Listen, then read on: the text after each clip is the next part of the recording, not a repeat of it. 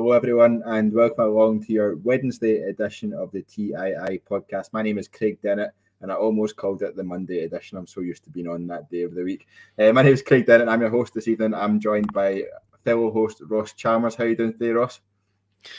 Yeah, I'm not bad, mate. Thanks for asking. Yeah, it's weird not having the World Cup on, to be honest, as I've been all over the place today. I'm usually used to it coming on at 3 o'clock or 7 o'clock at night. So other than that, yeah, I'm all good. Pleasure to be here. Yeah, absolutely. I think the World Cup's taken over many of our lives over the past couple of weeks, and the first day that it's not on, it feels a bit weird. It's actually felt quite a long day today, I think, partly because of that. But on to the quarterfinals we go from Friday, I guess, and some cracking games in there as well. Even though the World Cup's on, that doesn't mean life or the news at Rangers stops. And yesterday was no different, Ross, I don't think, especially when it comes to AGM day. Now, there's always a big build-up to AGM day and all these crazy questions that are going to be asked of the board and how they're going to be held to account. Never quite works out that way. It's always quite a sanitised version of what they could be asked. I think there were a few points that weren't asked that we'll come on to. But I think what we'll do, Ross, just to get it started anyway, is kind of run through some of the key points from the Q&A question, give our thoughts on them. We'll then come on to, I've seen Ryan Porteous mentioned in the comments already. We'll come on to the potential Ryan Porteous rumours that I laughed about 2 weeks ago and now might well come true. So yeah, we'll come on to that as well, and we'll start to look ahead. Obviously, the Bayer Leverkusen friendly coming up this Saturday, and then into what is a big first game already against Hibs next Thursday, which I can't quite believe is next Thursday. Haven't quite really computed the fact that Rangers are going to be back in a week and a day, but hopefully it's in much happier ways than it ended beforehand. Ross, just first of all, your overall view of the AGM, was there any major shocks in there for you? Was it kind of as expected? It seemed to be quite easy for the board to bat off some of the questions, and maybe some of the harder hitting questions or the more investigative questions, probably best to put it, weren't asked. No surprises for me, to be honest with you. I think an AGM always gets the kind of big build up, and a lot of people believe that, you know, there's going to be a lot of pressure on these board members, but it never really turns out that way. It's always the build up's much more than what actually happens at these things. So no real surprises for me. I think we didn't really learn anything different in terms of the finances of the club. They've obviously put on a really good presentation to show the kind of figures behind everything that they've done in the last year, and really wanted to stress, you know, that it would look positive next year as well. I thought maybe comments around the kind of auditors feeling that we aren't at risk anymore, which is fantastic. I know when the results aren't going your way in the field, you don't really care about these things, but that is really good for us as a club. So overall, no real surprises for me. I'm certainly not surprised that some of the scrutiny that Ross Wilson came under, he seemed to get a barrage of it yesterday, and yeah, again, he did not look happy either, did he? He did not look like he was enjoying it, or that he thought he merited it. And we'll come on to some of that as well as we kind of run through the key points. But he was not impressed in the slightest. Yeah, I think he looked like someone that really didn't want to be there when those questions started, and obviously there's been some like suggestions that he was kind of brushing things off and not really answering the question, and I think that's true, but I wonder what his state of mind was in that scenario where you're really pressed into a corner. So yeah, no surprises for me. Really good to see the disabled facilities getting note this year. I thought it was interesting when that news was released the other night. That obviously came out right before the AGM. That's very timely, very timely. But credit to the board. This is something that a lot of fans have wanted to see for a long time. I know that was one of their main agendas from last year, the AGM. So it's good to see these things being brought forward, because the disabled facilities at the moment are really poor. They're just not acceptable at all. So it's really good to see as the club. I've had a wee look at the plans and they look really good. So that's the main takeaways from me. Yeah, absolutely right. Let's get fired into some of the questions and give our thoughts on the responses we got and if they were kind of adequate or if we expected more from them. First question is a question I've heard people ask in the stands, but it never really occurred to me that was an issue. I guess it was probably digging deeper into the whole relationship between Giovanni van Bronckhorst and Ross Wilson and who was actually making the decision. So the first question was, why no Dutch signings during Gio's spell? Now, it didn't really occur to me that was an issue. I've heard a few people mention it here and there, but it never really occurred to me that was an issue. I think the one that we all heard was Joey Veerman. I think he was the one that we all spoke about and that we were all keen to get, and we saw his quality, I guess, when he was playing for PSV against us. But we did beat PSV, so then what does that then say about that as well? I guess the answer from the board was that Ross Wilson, I think it was, that answered that the manager has the final say. Gio had the final say on every player. One Dutch player who we agreed terms with in the summer, but he chose somewhere else, who I imagine probably was Joey Veerman, but we're never going to get confirmation on that. Did that occur to you at all during Gio's spell that we hadn't signed a Dutch player or that it was an issue? I'm the same with you on this one. This is going to sound harsh, but I hate when I hear this. Honestly, I can't stand it, because I can understand the question around recruitment, and maybe the individual that asked the question yesterday maybe just worded it in a way that maybe came across bad. Well, to me anyway, I didn't think it was a great question, but he's maybe trying to ask about the recruitment strategy, and he's maybe trying to get at, does the manager get the final say? And that is a perfectly valid question. It's a fair one.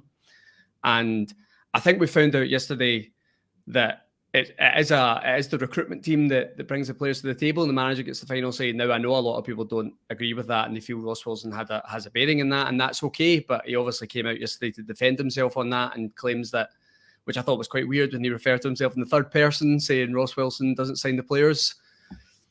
But this narrative that because Van Bronckhorst was Dutch, that we didn't sign any Dutch players, therefore he can't be signing these players. He has no say, and I just don't subscribe to it at all. If our recruitment strategy was purely based on the manager, then we have a problem. The recruitment strategy has to be bigger than the manager. The manager has to have a big say in the recruitment, but it needs to be bigger than just the manager. It needs to be the club. So the narrative here that because we didn't sign any Dutch players, it just means that Van Bronckhorst was being given players and he didn't have any say in them. I just don't subscribe to it at all. I just think it's false. So again, it was one of those, I mean, it was the first question, and that baffled me in itself, that was the first question put to this board around not signing Dutch players.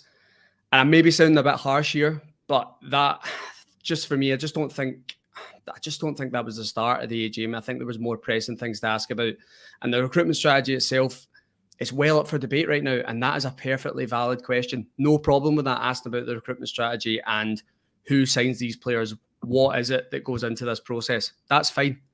But as for, we didn't sign any Dutch players, yeah, I just can't get on board with that. It's just, I don't have any time for that. Yeah, I think your point on being baffled by that being the first question, I think people kind of assume that there's some sort of all the questions are collated and then the best ones kind of get put to the board, and that's absolutely not how it works.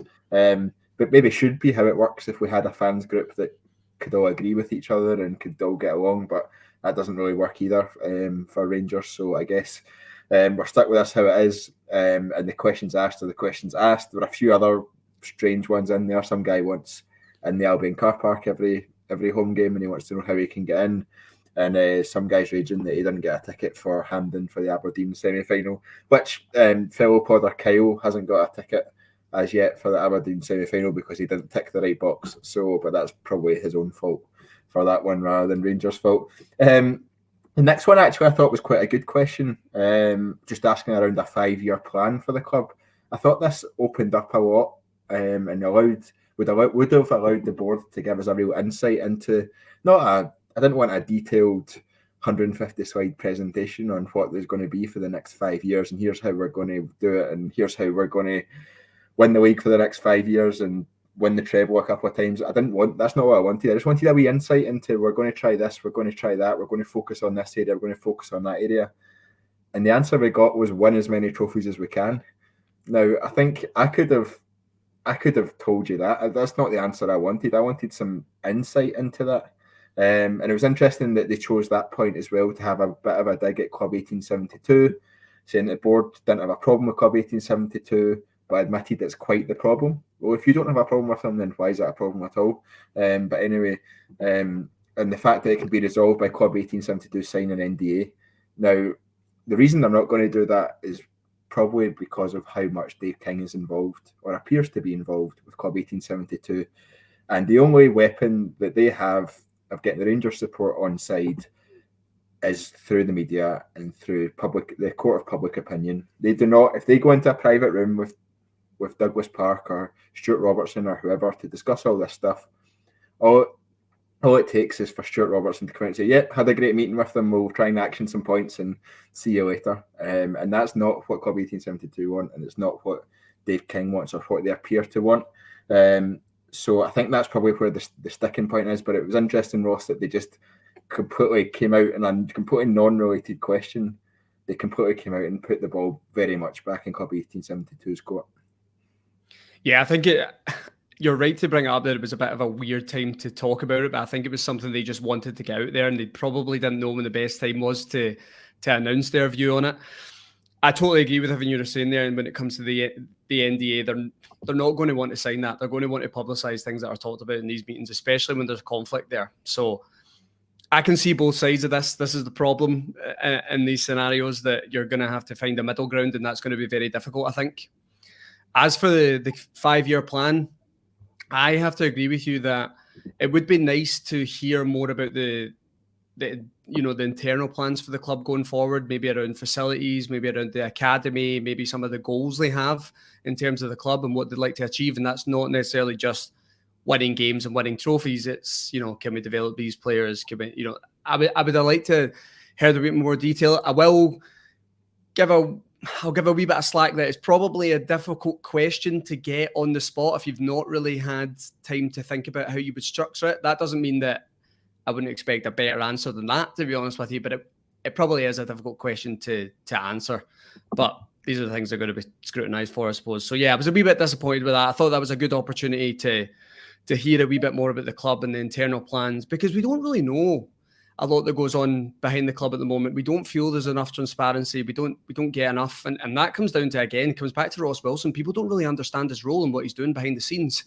But Stuart Robertson sat yesterday and was, adamant that the club has came on leaps and bounds since Ross Wilson came here. They're miles ahead of where they were. I think that was what he said. So that's all well and good, but we'd like to hear about how he's done that, because we don't get enough of that. And that would help take a wee bit of the scrutiny off of Ross Wilson if we could really understand his role. But we just don't get enough of it. And yeah, I think you're right to bring that up. The whole, we'll just, the plan is to win, keep putting money in. Well, okay, we probably could have told you that before we answered the question. So yeah, it was a bit redundant, that one. But listen, I can understand it's a difficult question to answer in a scenario like that. But yeah, a wee bit more detail would have been good there. Yeah, absolutely. And I'll just jump out a wee bit now, because you touched on one of the topics. One of the main questions that was asked, and I think was actually applauded in the room, was, does the board firmly believe Ross Wilson is the man for recruitment and the man to lead this club forward on that side of things? Stuart Robertson instantly said yes, and he basically just shut it down with, I think you underestimate how much work goes into the football side of the football department of this football club. And I think we've all thought that we probably don't get that insight. And like you say, it's not for what I want of trying. It's because the board don't give us that insight, isn't it? And it's because we don't see the. You don't want to see Ross Wilson's job description, but you want to see, like, he looks after this and he looks after that and he looks after this. And that's, if they give everyone that understanding, it almost quashes all of these rumours, or as I guess they see it, the unwarranted criticism that comes his way.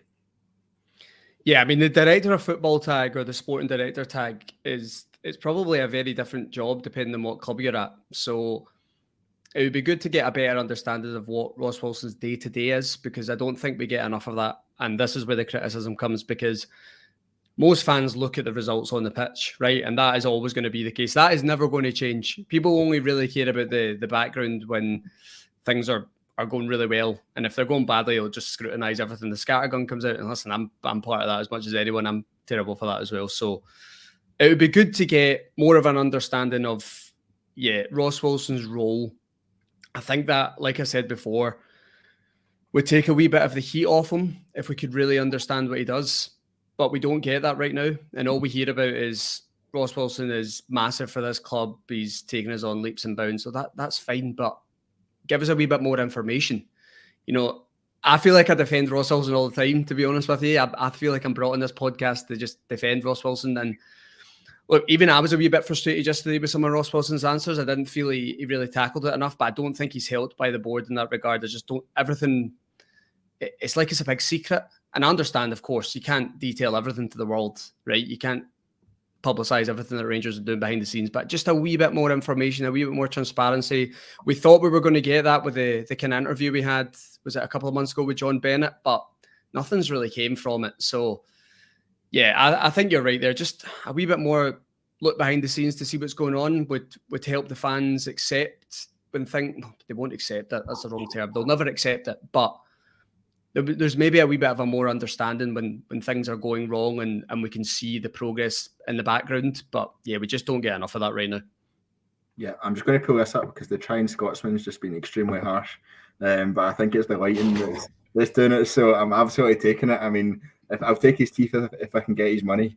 So we'll put it that way. If I get Jurgen Klopp's bank account, I will happily take Jurgen Klopp's teeth. So thanks very much for that one.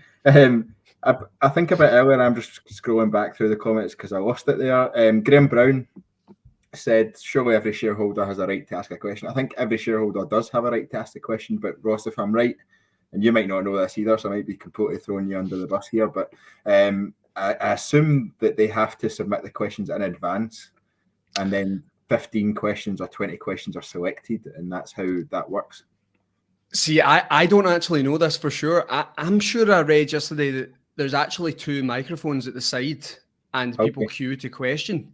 Now, I might be completely wrong there, and if I am, someone can tell me that, that's fine. But I'm sure that's what I read yesterday. So it looks like these questions aren't being looked at before. Now, there's a good and a bad side of that, of course, right? You'd maybe want to cut some things out that you don't think are appropriate. And I know there was a question yesterday regarding the kind of COVID measures from the club that I don't actually think they answered. I think they just moved on from it. And there is a risk that these things are going to happen. But if you give the board the questions beforehand, they can pre-plan things. It's not authentic. So I can see both sides of that. But I'm pretty sure that they just queue up for the microphone. I think that's how it works. Now, if someone in the comment section can correct me on that, I'm happy to be proven wrong. But I'm sure I read that yesterday, which is very interesting because I didn't expect it to be that way. I thought it would be the way that you were suggesting there, that people have to submit their question. They essentially have to get looked at before it gets put to the board. Yeah. But I can see both sides of that. Yeah, absolutely. We've got Andrew Cleland coming in there in the comments saying there were 3 mics there and people had to queue to ask a question, which I suppose, like you say, contributes to the authenticity of it and the fact that the board can be held to account in that way. I think it's a very sanitized version of holding the board to account. But at the same time, anyone can ask a question about anything they want, whether it's how hot the pies are, whether it's if you want onions on your hot dog, you want a car parking space in the Albion car park, or you want Ross Wilson sacked. Any of the above can all be fine. So as we saw yesterday, Ross, I hesitated to call you Ross because I was thinking Ross Wilson in my head. One of the same. The current injury situation was covered. They just said been a real concern, positive to see players coming back. We don't want to rush them, so to make sure that we can play them consistently when they can. I think that's absolutely fair. That's fine. There was a bit of a financial question about John Bennett and Julian Wohlhart's loans. I think basically 500k of John Bennett's original £8 million loan has been converted into equity. He's increased his commitment to the club by offering a £10 million overdraft facility. So he's committed £23 million worth of investment to the club so far, which I think has to be applauded. And I know he got a lot of stick for his interview that he did with Rangers TV, but I think he's someone that I always listen to, I guess, and I think he always speaks well, and you can tell that he's passionate for the club, can't he? Yeah, I always get that impression from John Bennett when I listen to him, to be honest, that you can tell he does have Rangers at heart and he does speak very well. Now, that doesn't mean that everything he says is correct, but you do buy into what he's saying. Even with his last interview, there was a few things. Obviously, there was the kind of best in class comment, which a lot of people have held against him recently, and that's fair. But at the time you did buy into it, you were feeling like he really does care. And of course, committing that amount of money to the club is fantastic, giving us that overdraft facility. I will not pretend that I'm a financial expert on this podcast. I never will. But I have an understanding that transferring to equity is good, and he was buying more shares. That's fantastic to see. So, yeah, listen, John Bennett he deserves criticism like most of that board, to be honest with you, right now. That's always going to be the case when he's representing Rangers and he's on the board. But of course, he has to be applauded for that amount of money. And you know, these guys were here when we were really struggling. They were putting the money in when we were, you know, recording huge losses. You know, we're now at that stage where we're not recording huge losses anymore. And he is a massive part of that. So, of course, he deserves a lot of praise for that. Yep, absolutely. Back onto the playing side, because neither of us are financial experts over here. So back onto the playing side, there was a question actually which I thought was quite interesting around, have we seen enough of a return from the summer signings? I think in effect the answer was no. I think that was this very, very short summary that we saw said disappointed in return from the whole squad, not just the 7 players that we signed. But they have a lot of belief in the squad. I thought it was interesting that they were so forthright with that. Now, I think it was in the backdrop of we're currently second, we didn't perform in the Champions League. I think it's on that backdrop, and they will have understood and had a temperature check of fan feeling before that, before the AGM, so they will have understood where to play their cards there, I guess, it's fair to say. But I thought it was interesting that they were so forthright with that no, and that they brought the whole squad into it. I suppose they wouldn't want to isolate the new signings, but they did bring the whole squad into it. Yeah, I think they just have to be honest in this scenario, don't they? That clearly they haven't had enough of a return from the last recruitment window or the transfer window. So yeah, it's a difficult one for them because they probably wanted to follow up a wee bit, but you can't. It's just one of those that you've just got to accept the situation with the squad at the moment, and we just have to look at getting the best out of these guys going forward. I know that we've signed these guys on long contracts, you know, Ridvan Yilmaz, Ravi Matondo. There is time for these guys to turn things around, but listen, when you play for a club like Rangers, most of the time you need to come in and you need to hit the ground running, and these guys haven't, and too many of them haven't. And then we've also been unlucky in scenarios with Tom Lawrence, who looked like he was getting up to speed. He's injured. Ben Davies, he's been struggling with injury the majority of the time. And then, yeah, obviously Antonio Cholak's been fantastic, but there's just not been enough of a return there. They can't get away from that. They just have to accept that right now. And look, it's why they've made this managerial change, in my opinion. They clearly believe that this squad isn't completely broken and we can get more of these guys. So, yeah, there was a big emphasis again on Michael Beale yesterday, and he spoke really well. So, yeah, just it's the realization from the board, isn't it? They've just got to accept where we are right now, and they've just got to take the criticism on board. That's it. Yeah, absolutely. Another interesting point that came up was the thinking behind the pricing for the Champions League match package. Stuart Robertson's answer was very interesting. He kind of went round the houses a wee bit and then said, we landed on the numbers we landed on. Each game was sold out. So I think that was his way of saying, well, we didn't price it wrong because everyone bought all the tickets. So I think that was how we know this though. Yeah. Yeah, the Rangers fans know this as well. Like both sides understand the scenario here. It doesn't matter what the price is going to be, really, right? Rangers fans are going to pay it. Now, I don't mean that in the sense of, oh, we'll just make it anything because the Rangers. No, that's not what I'm trying to say. What I'm trying to say is that the board have an understanding that the demand is always going to be there, right? So they can get away with charging these prices. And yeah, I think he did say that we landed on the high end of the scale. So they'll understand it, but yeah, his comments yesterday were basically saying, listen, fans are going to continue to pay it, so we're going to continue to take chances like this. We're going to take risks. We're going to try and maximize profits wherever they can. As a fan, especially with the current crisis 11, you know, it's difficult to accept that the club doesn't help us in any way. You know, it has been a long run back to that Champions League. To be charged the top price for that was difficult to take at the time before a ball was even kicked. And then to have those performances through that Champions League run, it's even worse now. You know, you're sitting there and you're asking that question, why? Like, how can you justify it? And you can't really. You can't justify it. It's just pretty much the fans will pay it. and we decided to go at the high end.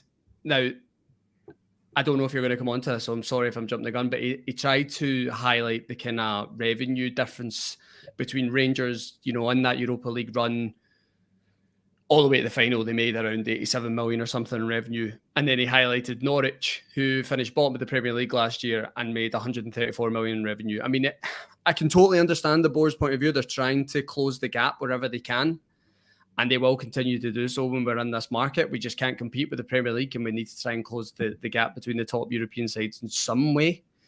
But yeah, it's difficult to take as a fan when, you know that the club probably didn't have to charge those prices based on the financial report that we've just seen from the last year, and we know that it's going to be healthy in the year coming as well. That's difficult to accept. But you're so right. Stuart Robinson, he's kind of been honest there. He's just like, listen, we know that the fans will pay it, and that's a risk we take. We just try and maximise wherever we can. Yeah, absolutely. There's a few comments here saying, one saying that they don't care of what the fans think. And I've got one from Prime Time here saying, I think going forward, it will always be on the high end of the scale. I think we all expect it to be on the high end of the scale because we know we are starting behind the 8 ball anyway when it comes to European football and trying to compete. So we have to try and maximise every single way we can. I think seeing the difference between our 3-match package and what fans across the city were being asked to pay was quite galling for some people. I think the fact that all had to be paid up front was also quite galling. I think the club then changed that to you could pay, it was taken out in 3 installments or whatever across 3 months or whatever. But I think ultimately we know we're going to be charged the highest possible amount, and I don't personally think that's going to change going forward. I don't know if you think differently, Ross. No, I don't think differently. And I think that comment earlier saying that they don't care about the fans' opinion, I mean, that's a perfectly fair comment, because clearly the outrage from the fans at the time didn't have any bearing on anything. And the comments that Stuart Robinson said yesterday just basically highlight that they understand the scenario. They understand that the fans are going to be outraged. But at the end of the day, it's their job to try and maximise profits for the club, and they have to look at the club as a business. So yeah, I don't see this changing, especially with the money that is in European football at the moment. It just continues to rise out with Scotland. We seem to be the only league that seems to continue to suffer. Every other league seems to have more money flowing through it. Transfer fees are record highs. So until that gap closes, I'm not sure how it does, but until it closes, we're just going to continue to be on the high end of the scale, unfortunately. Yeah, absolutely. Right, we're about half an hour in now. We'll round off the AGM talk with 2 topics, which I think were quite legitimately discussed in questions yesterday. And I thought the answers were quite interesting as well. Ross, first one I want to touch on is the answer around Alfredo Morelos and Ryan Kent's contracts being run down, or not being run down, but being allowed to continue without them having renewed or without them being sold in the summer. Now, I thought the answer to that was interesting, because quite clearly the board have been trying to renew their contracts. They just reached a stage of negotiation where they're not willing to go any higher in terms of wages for the 2 players, and the 2 players are standing firm at whatever wages they are asking for. And they're now at a bit of an impasse where we can't go any higher, and they need to come down if they want to stay with us. Now, there's been a lot of talk since Michael Beale came back that particularly Ryan Kent might be more willing to stay. I don't think there's that much smoke without fire on that one. There's been, in the meantime, there's been absolutely nothing about Alfredo Morelos coming out. What do you think of how that situation is kind of unravelled? There was obviously, it was pointed as well out that it's probably quite similar to Connor Goldson's situation was last year. What's your thoughts on that situation overall? How do you think it's been handled by the board following that answer, and how do you see it kind of unfolding over the next 6 months or so? I can't really criticise the board in this one. Now, that might sound a bit ridiculous, but I can understand where they're coming from. If the players and their agents are not willing to sign the contract, then there's not really much they can do. They've also spoke about it not having, I was going to say respectable buyers there, but respectable bids coming in for the player that they feel they can move them on. I think they spoke about having one bid for each player, but it was last summer, I believe, or it might have been the last couple of years since we won the title. I can't remember. So I can understand their point of view. There is going to be a budget there. They're not going to break the wage structure. Ross Wilson spoke about that a lot of times. And this is very familiar to what we heard about Connor Goldson last year. And I firmly believe that Rangers did not change their offer for Connor Goldson. I think Connor Goldson sat on that contract for a few months, really trying to debate whether he wanted to stay at Rangers or not. Now, a lot of people can debate that. Was he waiting for a better move to come along and it didn't? Or was it about family reasons? Of course, he spoke about family reasons. And I think this comes into it as well with the two players. Alfredo Morelos and Ryan Kent are not Rangers fans. They're not going to have the same connection with the club that we do. And if they feel that they're not being paid appropriately based on their role in this squad, then they're well entitled to not sign that contract. And fair play to them, I can understand it. And at the same time, I think it's good from the board that they're not willing to just do whatever it takes to sign these players. If they don't feel that they've justified the salary or the whatever they're looking for in that contract, then don't give them it. And that's exactly how it should be. You know, the club is bigger than the players, and that's the way it should continue to be. As for the players individually, Ryan Kent for me is someone that I would listen. You never know the inner workings of these contracts, right, and the terms on offer. But if he's looking for improved terms and they aren't ridiculous, and let's hope that they don't break the wage structure, I would be giving Ryan Kent the contract. I think it comes down to Ryan Kent really feeling like he wants to stay here longer, and if he feels it's time for a fresh challenge. And I can understand that from his point of view, but I'd like to feel that Michael Beale can get the best out of him. He'd like to stay on again, sign that contract. There's no reason why he can't move on eventually. I think the counter-argument to Ryan Kent is, look at the form he's shown so far this season. Look at the form he showed so far basically towards the end of last season as well. Outside of the European games, he did not contribute very much at all. I guess one of the arguments against my own argument against it is that he wasn't playing in a system or a style that suited how he likes to play.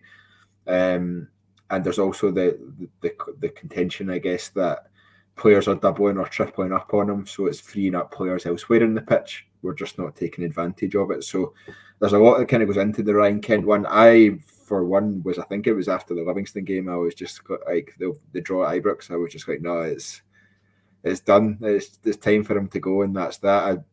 I remain willing to be proven wrong, but not having switched my opinion as yet on that one. I can totally understand that point of view as well, and I think the criticism of Ryan Kent lately is fair. He's clearly not delivering to the level that we expect him to, and he's probably a victim of his own success in a Rangers shirt, that he's just not living up to the expectations that he's built over the years. I still think you have to, and this is probably the way the club look at it, he is an asset. You know, it will be difficult to accept for the club if they let him move on. Of course, he's given us a lot, and he's delivered a lot for us when he's been here in terms of his individual performances in certain games. And it's not all been bad for Ryan Kent. I know he's in a poor run of form at the moment, but it really hasn't all been bad. He's been poor the first half of this season. So I can understand them really wanting to tie Ryan Kent down because he's an asset. And I firmly do believe that you could move Ryan Kent on for a substantial fee. Is he showing enough right now? No. But of course, there's a risk in every single move in football. There's always a risk in giving someone a contract. And there's no reason to say that if Ryan Kent signed a contract a year ago or 2 years ago, he wouldn't be in poor form right now. You know, it's not irrelevant, of course, but I can understand fans feeling like he doesn't deserve the salary increase or the terms improving. That's fine. That's totally acceptable. But I can understand the board's point of view that they're trying to tie these guys down to make profit out of them. Ryan Kent is the one that I would try and keep. I would probably do everything I could. Alfredo Morelos, for me, time to move on. Just let him go now. I hope that the things that they've spoke about yesterday, really in terms of, and they spoke about it the last couple of days in terms of there's personal situations with the players. They have different situations, and that, let's be honest, there's more to life than football. I'm sure there's personal situations that come into it with these two players. But Alfredo Morelos has not delivered really this season, or he's definitely not delivered this season. I would imagine he's one of the highest paid players at the club. And I just think for him to sign on again, I would imagine he will want the same terms or improved. I just think it's too big of a risk from the club. I think it's just time to move him on. I think it's just time to say, thanks, Alfredo, for everything. But we're going to move on now and we're going to try and use that salary in a better way. That's my view on the two players.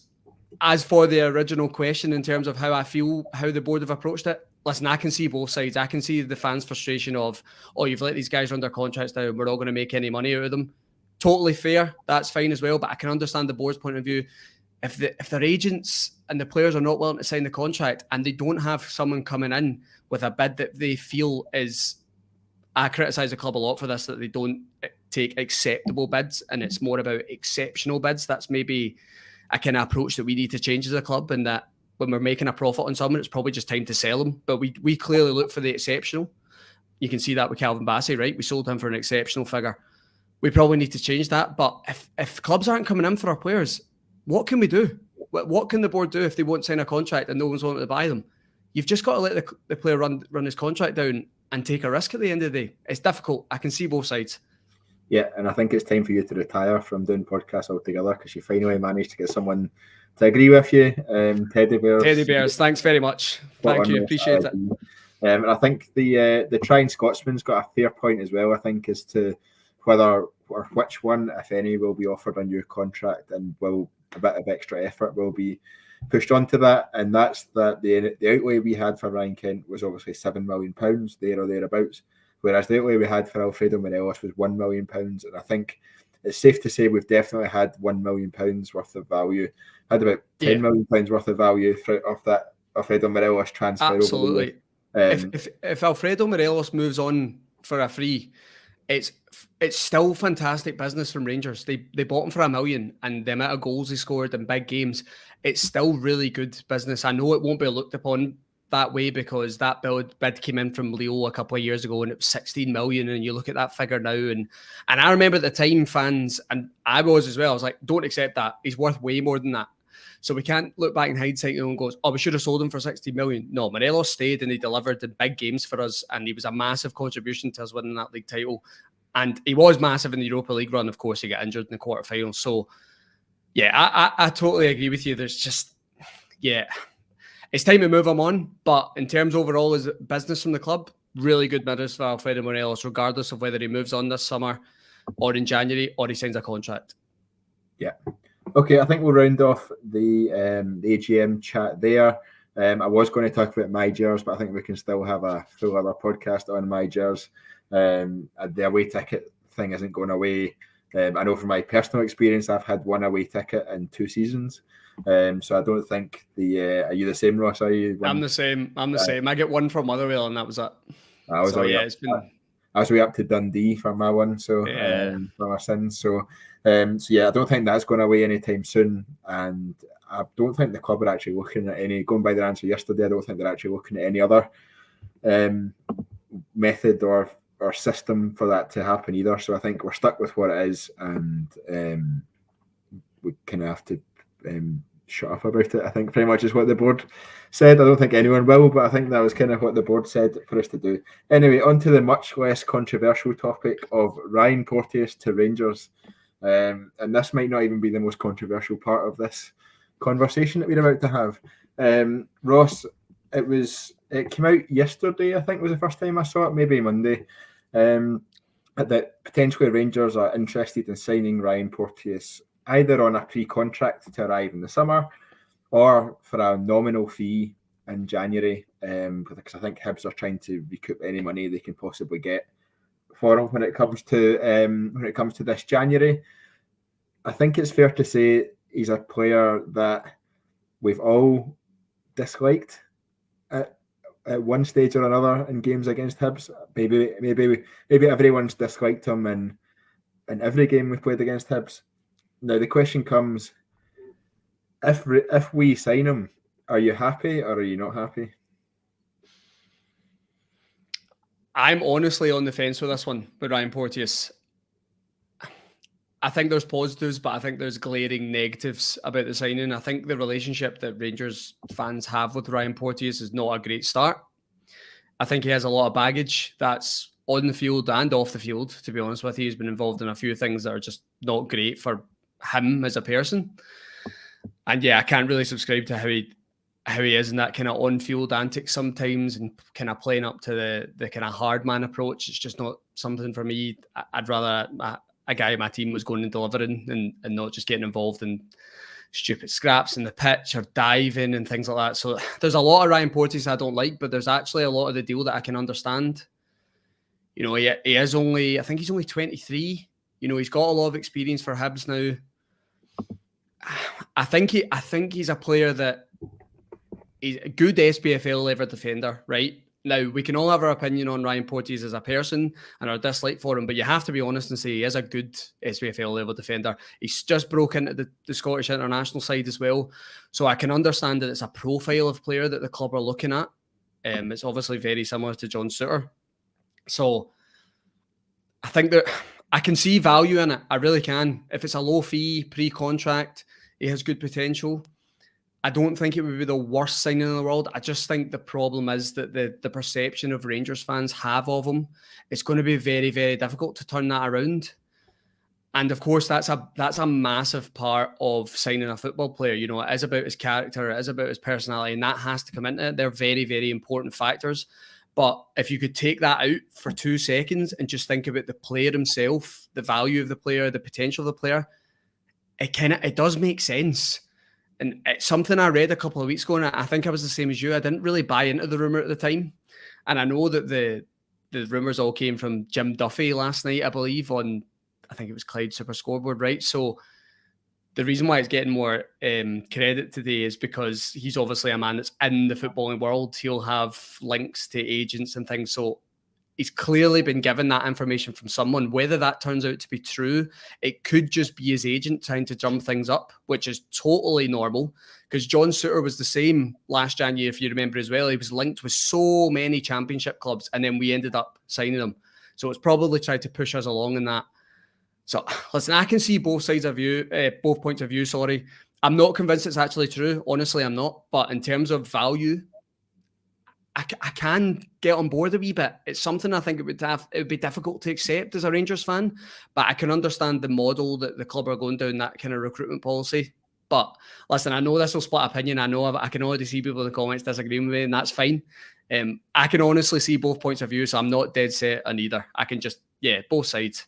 What do you think? Well, before we go on to what I think, your friendship with Teddy Bears lasted a whole 30 seconds because he now no longer agrees with you. So that's that one done. In terms of what I think of Ryan Porteous, I very much agree with you on the personality, character side of things. What he's done away from the pitch, I don't think can be ignored, and I don't think any club can ignore that, really. I think he's a kind of player that probably needs to go down to the English Championship. Sorry, I was just completely distracted by one of the comments. So, I think. I'm distracted by the same one. Just completely threw me. I think from a character perspective, he's kind of something that we are missing in our team on the pitch. Now, I'm not saying the whole diving about and throwing themselves to the ground and stuff like that, but just someone that's really niggly and really annoying and winds people up and just gets under their skin and is capable of doing a decent job at the same time. I think we're missing someone like that. I don't think for a second he would be a starting centre half for us at Ibrox. I don't think so, unless it's those 2 or 3 weeks pre-World Cup break where I was nearly starting for Rangers at centre half. I don't think and if our team is fit, he's not anywhere near Connor Goldson or Ben Davies level. But I think as a backup, I think he would be a positive option. I think he would offer us something different. How would I feel if he signed? Not entirely sure. I think I'd have to, one of those ones you have to judge it on the day kind of thing, but I'm not as wholly against it as I was 2 weeks ago when we first heard the rumour and I made a joke out of it. The more I think about it, the more I'm like, potentially you can see the value. He's 23, he's Scottish, he's experienced at SPFL level. We have to admit he's pretty decent at SPFL level, and he would be we know he would be solid for us if he was to play there. I don't for a second think he would be a starter in Europe. I don't think that's the case at all. I think when you compare him to and this is where the controversy is potentially going to come. So we had for everyone, just let it go behind the curtain. We had a conversation. Actually, before I go into that, Ross, there's a comment come in here from Paul McGarrigle saying, Craig, Rangers class, and he doesn't have any.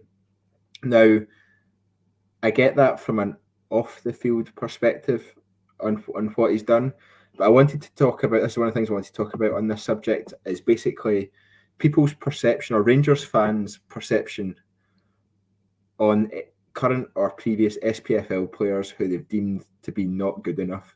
Now, we're talking guys like Josh Doig, we're talking guys like Lewis Ferguson, Lyndon Dykes, all guys who really could have done a job for us and have shown that they have more potential than they were showing when they were at Livingston, Aberdeen, Hibs already. Josh Doig and Lewis Ferguson both doing particularly well in the Serie A so far this season. Lyndon Dykes was doing well for QPR. I don't think he'll be in a rush to team up with Michael Beale, mind you, anytime soon, going by his Instagram post. But those kind of players where we've been kind of linked with previously, would we take them? And then Rangers fans have been absolutely not. They're not Rangers class. We shouldn't be buying players like that. End of. What's your kind of take on that, Ross? Well, in terms of Rangers class, I can understand the comment. I think it was Paul that made the comment. I can understand the kind of, when it comes to the off-field stuff, you've obviously touched on that. It's difficult to ignore that, and we shouldn't ignore that. And that's something the club would have to take into consideration, of course, and I'm sure they will. As for, I would probably say I wouldn't just say it's Rangers fans. I would say it's Old Firm fans. I think Old Firm fans look down on the rest of the league. Now, I can understand that to a point. You know, some of the teams aren't great. Some of the people they play isn't great. But there are good players in our league. And you've seen that from, you know, Serie A teams coming across, mainly Bologna in the last couple of years, that have picked up Aaron Hickey and Lewis Ferguson. Hellas Verona have picked up Josh Doig, who's doing really well. You know, I'm a big advocate of buying domestic-based players. I don't have any problem with it. It's something I think we should have done more of over the years. I think we've seen, and a lot of people will have a different opinion on this because of his injury record, but Ryan Jack's been an absolutely fantastic signing for Rangers, like really good. The progression in him as well. When we got him, he was kind of a deep six, didn't really move, and Gerrard turned him into basically a number 8, box to box. So we've got a lot out of it. Ryan Jack. So I'd like to see the club. I know, I'll throw myself off there. I'd like to see the club sign more domestic players. I actually remember like 4 or 5 years ago, and it was unrealistic at the time, but I was dying for Rangers to sign John McGinn because I'd seen him so many times in the league that I was like, this boy is really good, really special. The amount of times he came to Ibrox like 2 or 3 times and dominated us, really. I think he scored a screamer at Ibrox one day as well, and you were just like, this. I was like, this guy's really good. He's either going to Celtic or he's going to the top. And of course, we know John McGinn's background. It was one of them. He wasn't going to come to us, but it was a club. Sorry, fooled me off there, Teddy Bear. It was a sign that I wanted to make. Josh Doig was another one for me. Lewis Ferguson was I was a wee bit indifferent last summer with Lewis Ferguson. I wasn't really sure. I could understand it, but I think Aberdeen would have charged us an absolute fortune for him, so I can understand. But Josh Doig was one I really thought the club could have done, especially after 55. You could have moved Barrett St. John. Again, you need a buyer. Understand that. But it looked like there was interest, and Josh Doig would have fit the profile that we were trying to bring in at this club. So in terms of your question overall, yeah, I think the club look at domestic players. I think we've seen that now with John Suter and things like that. The club are starting to dip into the market, and as they should. I think as fans, we need to realise that. Sorry, Ross. I think Ross said yesterday as well that actually one of the reasons we signed John Suter, he was like, we went in with our eyes wide open. We knew of his injury history, but the fact he was doing well for Hearts and he's Scottish. I think the fact he's Scottish actually played much more into his signing than any of us thought. I don't think any of us actually considered the fact that he's Scottish. He should have even played into the fact, but he clearly does. And I think that's one of the benefits of signing someone like Ryan Porteous on a free, age 23, lots of potential, could improve a lot. But I think it's whether the court of public opinion rules against them on that one, because I think if a player starts off on a bad foot when they arrive at Rangers, then it's difficult for that to turn around. There's a couple of things. There's maybe the first point I'd like to make is we maybe need to understand more that when you bring a player in, he doesn't necessarily have to be a first 11 player. You know, you can bring guys in from the league, domestic players, and they can be, I was going to say squad fillers. That's maybe, you probably don't want squad fillers, but you want guys that are coming in to provide competition and potentially break into the team. The majority of times that Rangers do business domestic based, it is low fees. You know, we're not going to go and break the bank. We've clearly seen that now. I think Celtic broke the bank for David Turnbull, but you're not going to see that really a lot. But like Rangers and Celtic aren't going to pay big fees for domestic based players. So, you know, that's the, yeah, I think we just need to be a wee bit more accepting that there is talent in our league. You know, we should look to bring these guys in where it's appropriate. Don't bring in everyone. I'm not a big fan of when a player plays against Rangers. It's just like, oh, bring him in, he's great. You know, Joel Nouble is the perfect example of that for Livingston. He's had 2 great games against us this season, but he's not been great out with that. I think he scored 3 goals. So, like, it's not the profile player I'd like to bring in. You're better to look at these players, what they do outside of playing Celtic and Rangers. You're better to look at them that way and see what they do against the rest of the league. Don't compare them against when they play the Old Firm. So, yeah, I'm with you on that. I think we just need to be more accepting of domestic-based talent. So, yeah, I'm with you.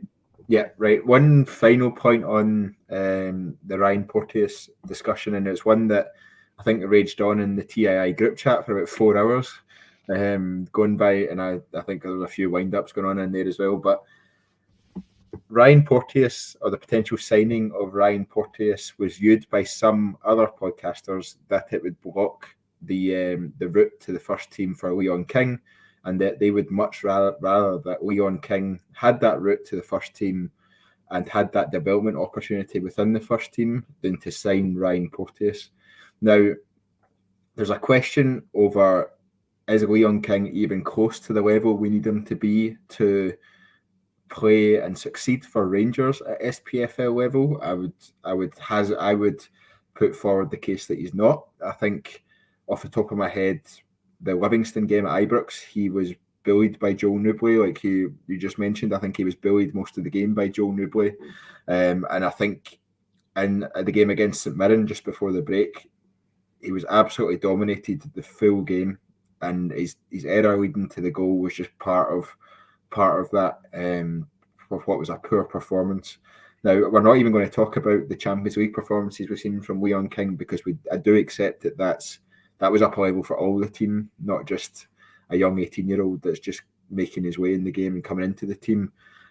Do you think that we should give Leon King the space to develop, or do you think actually Ryan Porteous would be a better option currently and potentially put Leon King on loan? Or do you think that actually Leon King has the potential at all to make it at Rangers? So the last question there, do I think Leon King's got the potential to succeed at Rangers? Absolutely. I've seen enough from an 18-year-old that I believe that he can develop. What I will say is he's kind of been thrown into the deep end lately, and I just don't think that's the way to develop a player, especially an 18-year-old. You need to ease them in. They needed to be phased into first-team football, and that's not his fault, and it's not Van Bronckhorst's fault, because he didn't have any other options. So these are exceptional circumstances. He's probably been a wee bit unlucky. But I have seen enough from Leon King to really think he will be a good defender, strong in the tackle, good range of passing, quick across the ground. There's enough there that I think Leon King will develop for Rangers and he'll be a really good player. And yeah, we have to caveat all of this saying he is only 18, right? I think you're right though in a lot of what you said. I think we've seen that he's probably not ready yet. And I think we've had this discussion for a while that we wanted to see more of Leon King before he's actually got this opportunity. And it probably shows why he's not been given the opportunity yet and he's being eased in, because he just doesn't look ready for me. Now, I don't want to criticize him too much because, you know, he is only 18. So I can understand your view on it that he's maybe, I don't know. It's a difficult one for me. I'm actually trying to think here because I don't think the signing of Ryan Porteous, for example, would block Leon King's pathway. I think you're going to have Philip Hollander moving out this summer. So there's going to be a space in there. And I think the best way for Leon King to develop is to be essentially a backup option, someone that comes in, plays cup games, someone that comes in and plays at home at Ibrox when potentially going to dominate all the ball. These are the kind of games I want to see Leon King in and phase him in. I just think, yeah, he's probably been thrown in too early. As for whether he'll make it, no, I think he'll make it at Rangers. I think he's got enough. He's shown enough. I'm curious if you do you believe that? Do you not think he's got enough? I am seriously questioning whether he has enough. I think I was willing to let the Champions League game slide. I think we all saw how much the team as a whole struggled in that. Not only Leon King, I was willing to let that slide. I am struggling to let performances against Livingston at Ibrox, struggling to let the St Mirren game, the St Johnstone game. I'm struggling. These are games that if you're going to make it as a Rangers defender, and I admit he's a young player that needs to make mistakes, but if you're going to make it as a Rangers defender, you need to be able to handle these teams with relative ease for the vast majority of the game. And these teams have offered him nothing but trouble. He's been turned inside out much more than I've seen almost any Rangers defender turned inside out by SPFL strikers, and that's a real concern for me. Now, I think on the positive side, I do think he does learn. I think you can see in games when he gets in certain situations, he does learn. He maybe takes that wee step back. He maybe turns his body a little, but he does learn, and that's a positive. I don't doubt for a second that Rangers will give him time. I don't doubt for a second that he will be given every opportunity he can possibly have to succeed. I'm just not convinced he will. Here's a quick point though on it, because your points are fair there. I can understand where you're coming from. How much do you think the loss of Connor Goldson plays in this? Do you think that you see a much more comfortable Leon King if he has Connor Goldson next to him on that right-hand side and he can talk him through every single game? I think I've spoken about this in a podcast before where Walter Smith was talking about Wilson's move to Liverpool, and he was saying that basically they don't realise that, you know, they're only getting half the player because David Weir was basically talking them through games. And that's something that we probably don't put enough emphasis on, that partnership at centre-back is probably one of the most important in the park. And I just don't think he's really had a support network there lately. Of course, the team, the poor form of the team doesn't help. And throwing an 18-year-old into that is a recipe for disaster, to be honest with you. What do you think? Do you think that would have made a difference? I think Connor Goldson could talk me and you through an SPFL game and would be all right. Probably. I think Connor Goldson is absolutely class, and he would be the first name on the team sheet for me every single week. Yep, totally agree.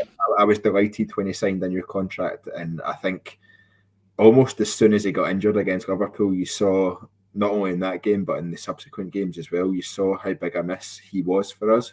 So I think Connor Goldson could talk anyone through a game, and I do take your point on Danny Wilson and David Weir and that relationship. I think a Rangers defender needs to be able to defend without Connor Goldson beside them. To be honest, they need to be able to have the nous and have the talent and have the ability to defend no matter who is beside them. Now, I think we see that with Ben Davies. I think he came in, I can't remember who was against St Johnstone, Ibrox, can't remember. He came in, he'd been out for 4 weeks, 5 weeks, highly trained, was forced to start. I think that was the weekend after Connor Goldson got injured. Forced to start, and he looked like an absolute Rolls Royce from minute one through to, I think he came off in 65 or 70 minutes. And that's what you need from the defenders. I get, like I said, I get fully that Leon King is in his development stage and he's learning the game, and he's been playing in the B team or for the under-19s, and he's not really played adult football, for a phrase that I don't really like to use. But I think he really needs to start showing what he's all about. He's had a lot of plaudits and a lot of praises. He's came through the age groups. He's obviously had the interest, or the reported interest, from Manchester United and teams like that down south. I think he's good on the ball. I think he's hesitant when the ball's in the air. I don't think he wins the ball often enough when it's in the air against SPFL strikers, which really should be your bread and butter in games like that.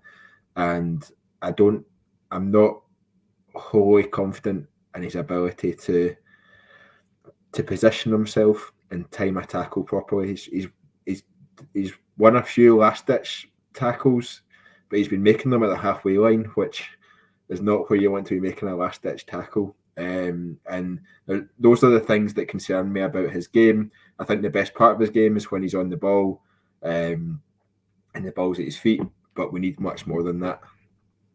Yeah, listen, I can understand a lot of your concerns with Leon King. I just view it slightly differently, that I can see slow progression with him. There was a few times where he played in games, I think you've highlighted this, that he was getting tight to players and they were kind of spinning him.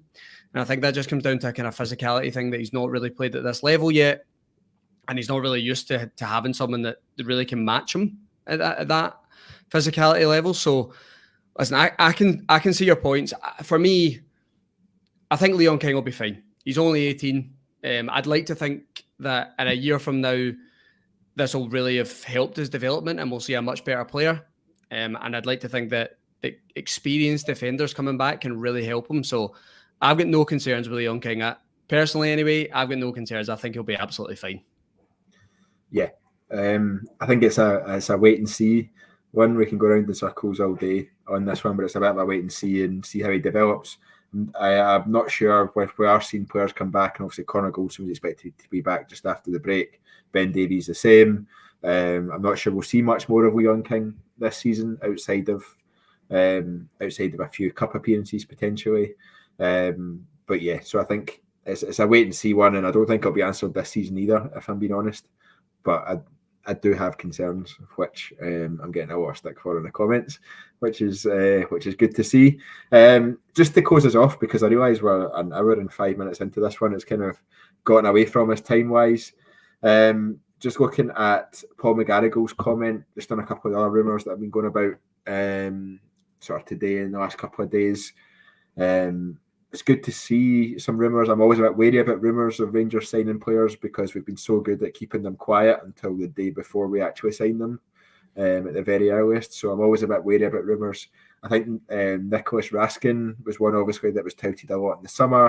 I think Standard Liège wanted £7 million for him at that stage. He's out of contract this summer. Unsurprisingly, I guess he's warranting a lot of interest from people in different clubs across Europe. Part of me wonders if this is, again, his agent just floating out there. I'm always suspicious of when players are linked with lots of clubs. So I do wonder if it's his agent floating out there. But going from the rumour in the summer, if I remember correctly, Rossi was a guy you actually quite liked the look of. Is that right? Yeah, I thought Raskin was probably someone that we should have tried to add. I think it came down to whether we could sell Glenn Kamara or not, and it looked like we not. I think it was based on that, to be honest. If we moved Glenn Kamara out the door for 8-9 million, Raskin was going to be the one that came in. I can understand the club's point of view on this one. 7 million is a lot for a guy that's in the last year of his contract, and I would imagine they've let that contract run down now, and they'll probably go back in for him in January, or they'll try and agree terms.